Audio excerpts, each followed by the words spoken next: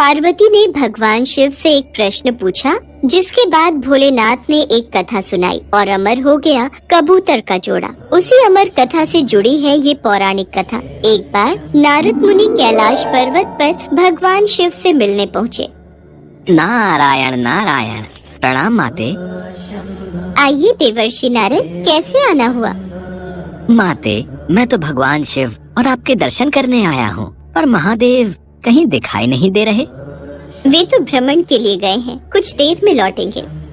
देवर्षि नारद माँ पार्वती से वार्तालाप करने लगे। तभी उन्होंने माँ पार्वती से पूछा, माते, क्या आप अमर कथा के बारे में जानती हैं?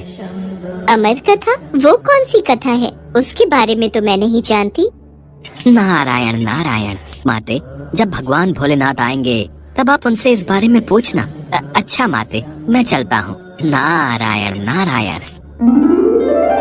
पार्वती माता सोच में पड़ गई कि ऐसी कौन सी कथा है जो स्वामी ने मुझसे नहीं कही। तभी भोलेनाथ कैलाश पर लौट आते हैं। माता पार्वती उनसे इस बारे में चर्चा करती हैं। प्रभु, आपने मुझे कभी अमर कथा के बारे में क्यों नहीं बताया? मुझे आज और अभी अमर कथा सुननी है। ठीक है देवी, मैं आपको आज अमर कथा सुनाऊंगा, परंतु उसके कुछ नियमों का पालन आपको करना पड़ेगा। अमर कथा के दौरान आपको एक क्षण के लिए भी सोना नहीं है। आप बीच बीच में हुंकार भरती रहना, ताकि मुझे आभास रहे कि आप कथा सुन रही हैं, क्योंकि मेरे नेत्र भी उस क्षण बंद रहेंगे। ठीक है स्वामी, मैं ऐसा ही करूँगी।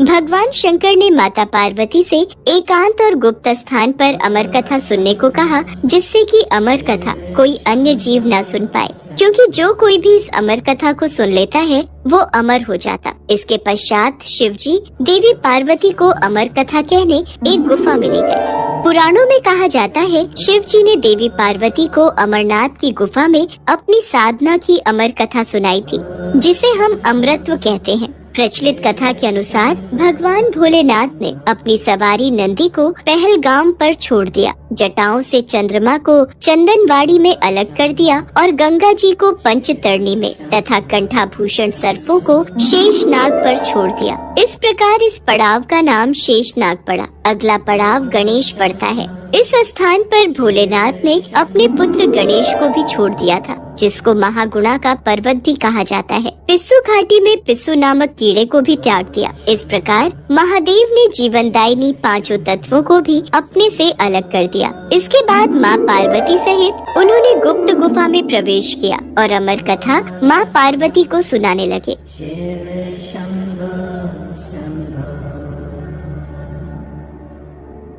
पर कथा सुनते सुनते देवी पार्वती को नींद आ गई और वो सो गईं, जिसका शिव जी को पता नहीं चला। भगवान शिव अमर होने की कथा सुनाते रहे। उस समय दो सफेद कबूतर शिव जी से कथा सुन रहे थे और बीच बीच में गूं गूं की आवाज निकाल रहे थे। शिव जी को लगा कि माता पार्वती कथा सुन रही हैं और बीच बीच में हुंकार भर रही हैं। इस तरह दोनों कबूतरों ने अमर होने की पूरी कथा सुन ली थी। कथा समाप्त होने पर शिव जी का ध्यान देवी पार्वती की ओर गया, जो सो रही थी। अरे, देवी पार्वती तो गहरी निद्रा में है, तो फिर ये हुंकार कौन भर रहा था?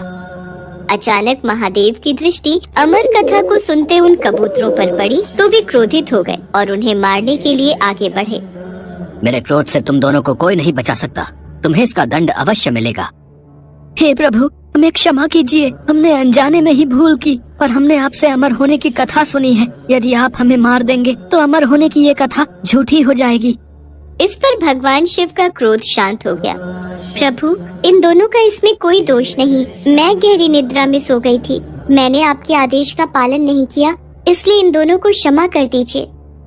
भगवान शिव जानते थे कि अनजाने ही सही पर कबूतरों ने अमर कथा को सुन लिया था, इसलिए वे दोनों अमर हो चुके हैं। इस पर महादेव ने कबूतरों को जीवित छोड़ दिया।